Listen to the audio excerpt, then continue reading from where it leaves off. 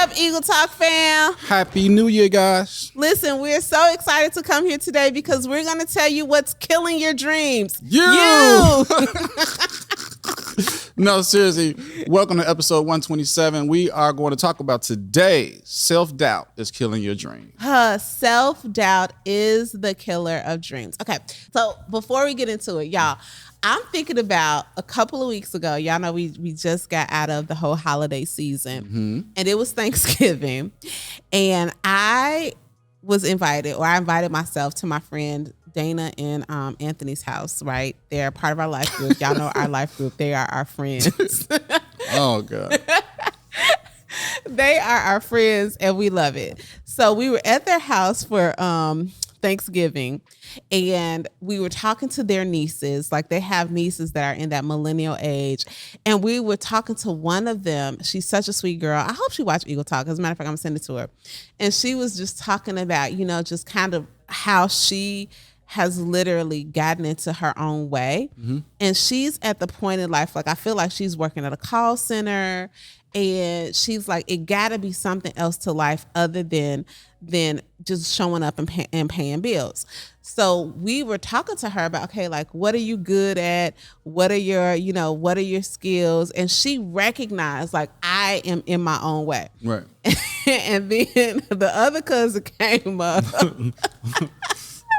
Like, there was a cousin that was listening to our conversation from afar, and she came up and she was like, listen, you can be wherever you want to be. And I think she had just turned 30. I'm 30, and I just realized that I ain't gonna let none of my infidelities get in my way.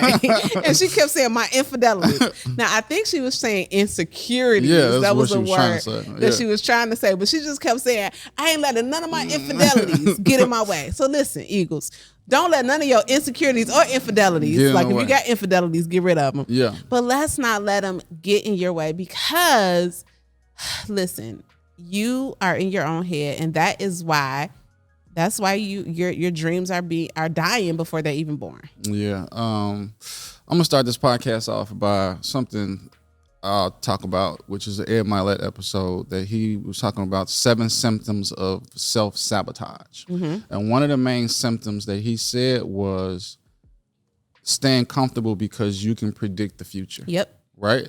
You know what it looks like, what life looks like, and if you don't do nothing different, at least life could at least look like this. Yep. Right? So I just say dream bigger. That's what I can start off saying. Like, whatever you're dreaming, just dream a little bit bigger. Yeah, but no, that's the truth. Okay, this is what I'm gonna say. Okay, because y'all know me and Corey are always yin and yang, right? He's always been a dreamer. I have not always been a dreamer, but I'm team dream. But it's bigger. Like, how many people are dreaming of a big dream? But you are getting in your way. So I don't think dream bigger is the key, is the answer here. I think that it's a part of, once you start to evolve, you need to dream bigger. But I think, first of all, we have to recognize how we are self-sabotaging and killing the dreams that we currently have, right? I think you got to start with that. So I read this book called The Big Leap. Yeah. And The Big Leap, it gave same kind of thing you're talking about with Ed Milet. It gave a great scenario. It called it your upper limit problem. And it said, have you ever noticed that, you could be, killing it on your workout plan and your diet and exercise, but the minute somebody tells you, like, to celebrate, you eat something, right? And now you're spiraling, or, you have a great thing going on in your business or in your work, but then you pick an argument with your spouse, right, over something that really should be minute, but you let it blow up. He called that our upper limit problem, because when we're about to bust through our ceiling, there is something innately in us that is so scared because we've never experienced next level. Even though we act like and we say we want to experience next level, we in turn sabotage ourselves, because when we sabotage ourselves, like, we know how to control what we've already experienced. Yeah. And when we, kind of let go or begin to let go, it's scary. So sometimes to have a false sense of security or a false sense of control, we end up knocking ourselves back a couple of notches. And I think for the sake of this conversation, I'm with you. I think dreaming is important, but I think we have to get to the root cause of why do we keep getting in our way? Because I know a lot of people that dream of one day doing X, but their daily activities and, what they're telling themselves will never, like they can dream a 10x dream. Yeah. But if we're dreaming a 10x dream, but we have a 2x mentality or a 0x mentality, it's never going to happen. Okay. You said a lot there. I'm going to go back to, if you want to talk about, because you said average, just the average person, it's going to come down to mindset, skill sets, and habits. Yep. Okay. Dream bigger are for people that are performing, is what I'm saying. Like people that, I'm not saying that are winning, but people that are already on the right track, people that have had some accomplishments, right, in whatever area. But I think that, at least for me, let me just put myself on there, because I don't want to talk about other people. I think that what I've learned is no different than you told me back in the summer when you asked me something and I answered the question, and you pretty much told me I wasn't dreaming big enough, or I wasn't thinking big enough, right? That's what I'm saying. So I'm talking about my thought process, and the things that I'm trying to accomplish have to be bigger than what I thought they were. And I'm with you there. Okay. But I still think that, I don't know that this is a dreaming, because I think that there are people who dream big, but still make decisions that are in direct opposition for what they want in life. Meaning they're thinking one way but doing the opposite. And I'm gonna stop saying they. I'm gonna say me. I'm gonna say you. Right. I think that it is very easy for the common person, I don't care what level of life you are at, to have a vision for yourself, but in the heat of the moment, we tend to lean to what is familiar and what is comfortable and what we know, even though we know that it's not supporting the best version of who we want to become. Why do we sabotage? Okay, so I'll give you a great one for me. I've been talking about losing weight since we started this podcast. Okay. And I'm better than I've been, but listen, I literally was in the grocery store yesterday, and I was going there because you wanted greens on a Friday night. Sad note, y'all. I wanted greens and turkey necks. And turkey necks. So this is love. This is love. If you ever question how much I love you, my husband requested collard greens and turkey necks for Friday night dinner. That is not a Friday night dinner. Nope. Friday night dinner is pizza. Friday night dinner is wings. Friday night dinner is X, Y, Z. But you know what? You wanted greens. So what did mama do? They were amazing. After leaving an appointment, I went and got greens. However, you know what else I went and got? Twizzlers. Okay. And I was conscious about the decision, because there was a split decision. And this is what I've even talked about. I'm not drinking right now. And part of what I'm learning about not drinking or making that is just honoring that decision. In the moment when I'm like, oh, I want a glass of wine. Oh no, you don't need it. Go get something else. Right. But in that store on last night, I had a decision. I was like, you know what? I'm going to get these Twizzlers, right? Even though I know that I may be setting myself up for failure over the weekend, starting making that decision could start to discount all of the hard work that I've done with eating clean all week. But why do we do that? Yeah, and excuse my ignorance, but I always, for 20-something years, have wondered why Twizzlers is fattening. This is not about the Twizzlers. You should be able to have Twizzlers. You should, but I can't. Okay, but I'm saying it's a gateway. It's like a gateway to not great decisions. And this is what I'm saying. Have you ever? Is there anything in your life? And I know there is, and I'm not going to tell you to share it, but I know for all of us, is there something or behavior in your life that this behavior is not serving who you desire to be, but we still do it. Yeah. Right? And for some of us, it can look subtle like Twizzlers. And hey, if I might just living a size 10 forever and never hit the size 8. But for some of us, it actually is, am I throwing fire on every relationship? Right. Am I throwing fire on every business idea? Am I throwing fire on, just getting real with myself about my relationship with God? And the honest answer is that for many of us, you can dream all day you want, all day and all night, but it is so natural for us to get in our own way. And we are the reason that the dream dies because of the decisions we make in the moment. Yeah. Okay. So again, it goes back to the past and the comfortability, right? So like they say, the windshield of a car is big for a reason and the rear view mirror is small for a reason, right? You're not supposed to be looking constantly in the rear view mirror. Does it make sense? That's what most people do. They're judging the future off the past and what has or has not worked. So going back to dreaming is not, I don't think it's really about the dream. Maybe it's big thinking. I don't know. I don't know the right word. I think it's making the commitment to what we have dreamed for when it gets hard and uncomfortable. Okay. So you're saying you've identified the dream, but did you commit to the dream? Exactly. You've like we have all identified. I can't think of most people that I know, and not everybody, because I do think that some people, like, let's even take the word dream off the table, right? Just like, I just want to accomplish this thing, right? And this thing, like, maybe someone isn't looking at getting out of debt as a dream, right? But that is something that I'm setting out to do. And as soon as I get close, like, I can remember times where I have like paid down a credit card, and then I thought to myself, well, shoot.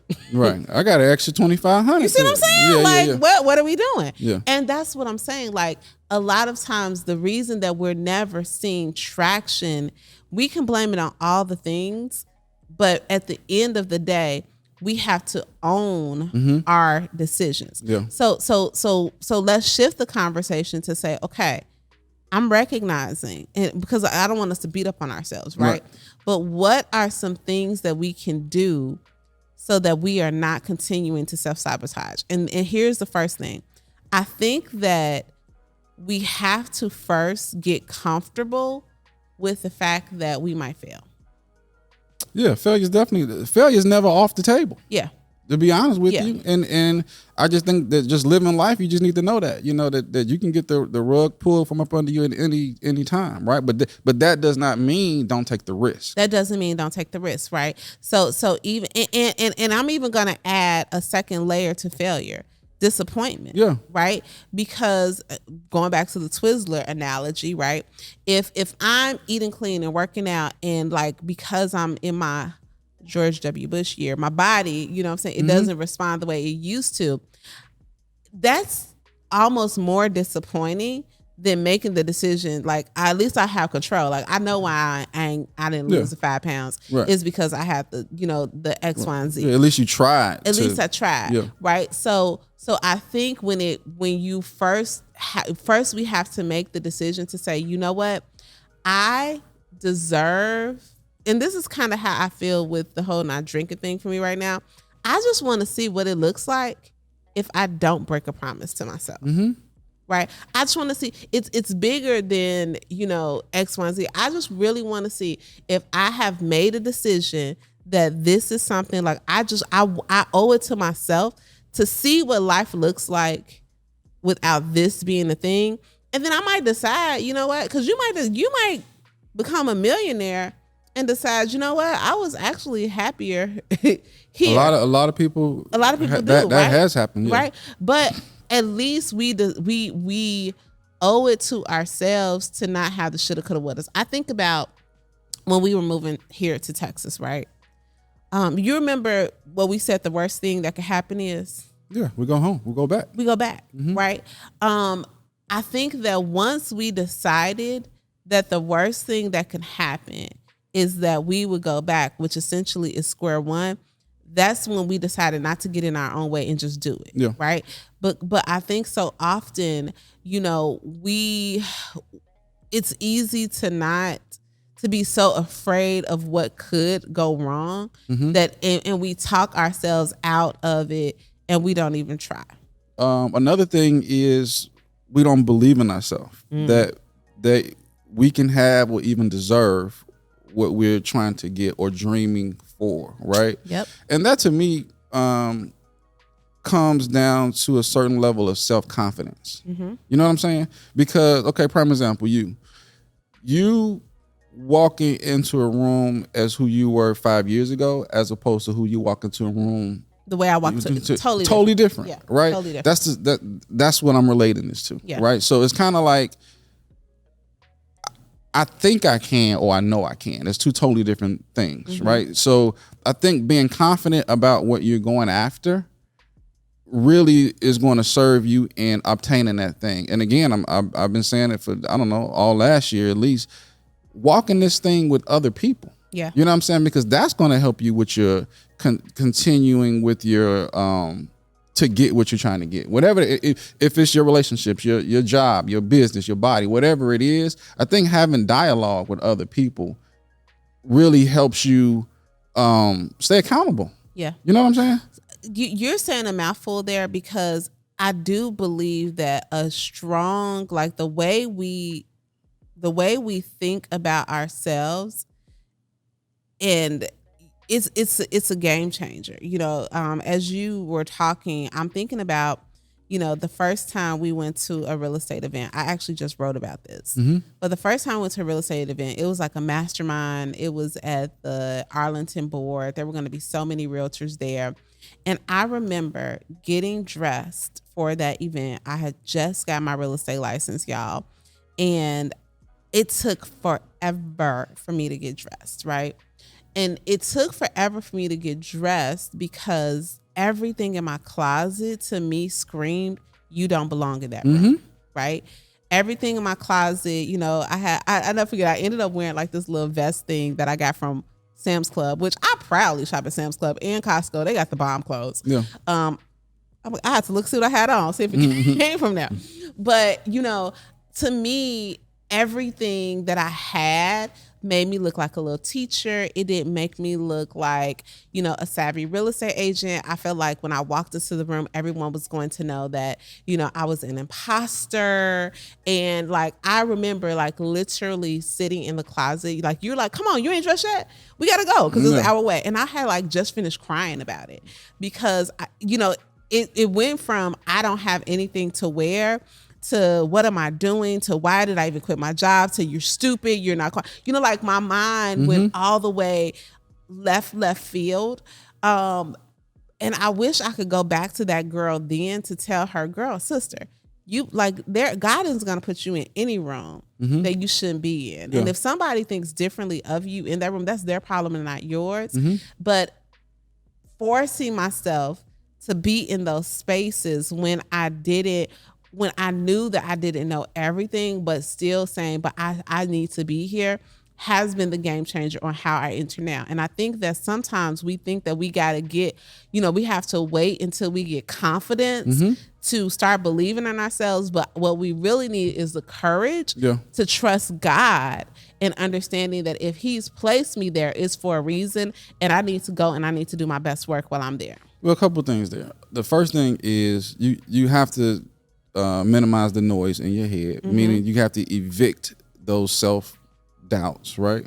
The second thing is the major players don't even really care what they got on. You know what I'm saying? Like if you look at Steve Jobs and Zuckerberg and Philip Postel, right? Jeans and a black t-shirt, let's go to work, right? Yeah. So I think that, and not just in the situation you just said, but just the overthinking is stagnation across the board. Yeah. 100%. And as you say that, you know, when I think about, okay, what changed for me or what continues to change for me, it's all in my faith foundation. Yeah. Right.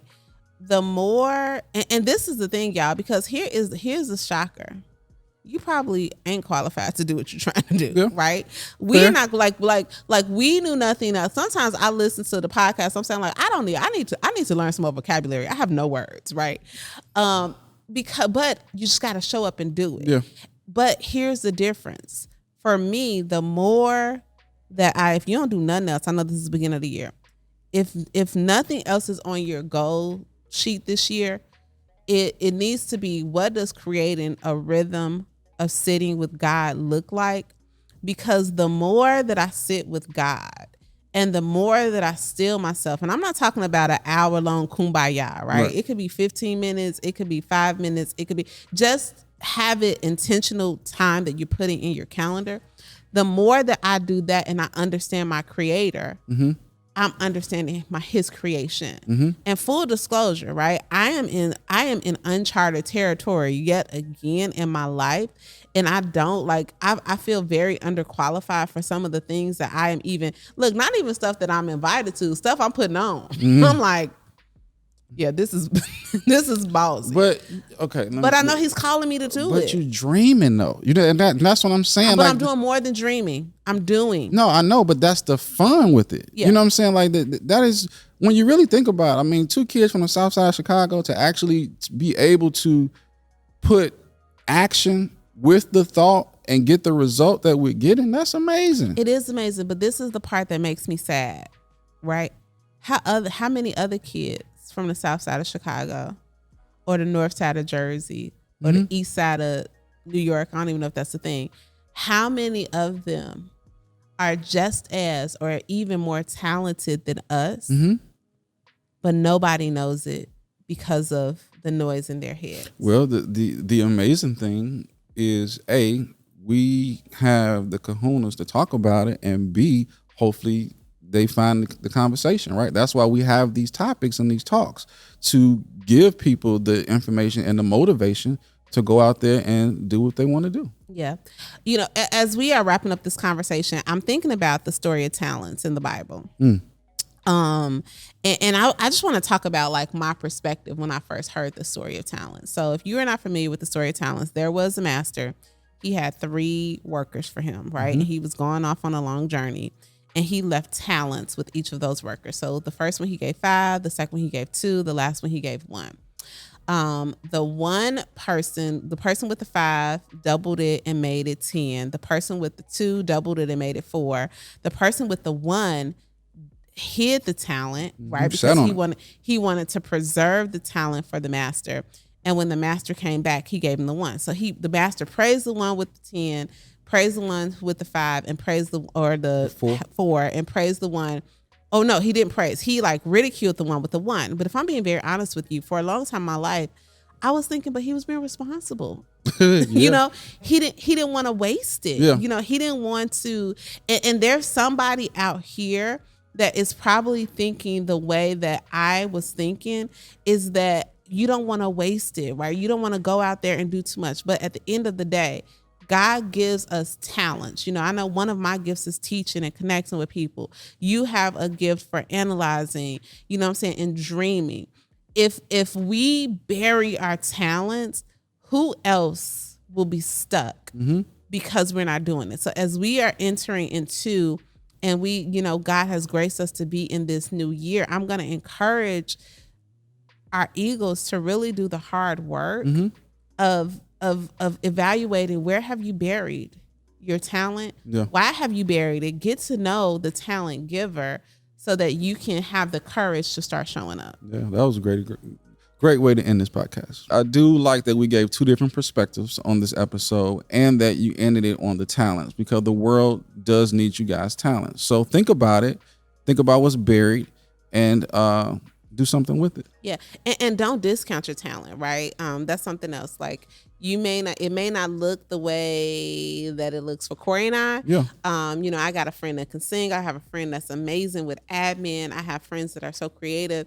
And though their talents are different from mine, it doesn't disqualify my talents. Yeah. So, you know what? Hop in comments. Let us know what talent, like what's something that God is calling you to. He's gifted you in this way to use it, and you just think that it's just a regular gift, but you don't recognize that it's something really special. Yeah. What are you committing to quieting the noise, and what gift are you committing to using this year? I want you to get in comments and let us know. Yeah. So welcome to 2024. We hope to serve you well, and we'll see y'all on the next one. All right. See you soon, Eagles. See y'all. Bye.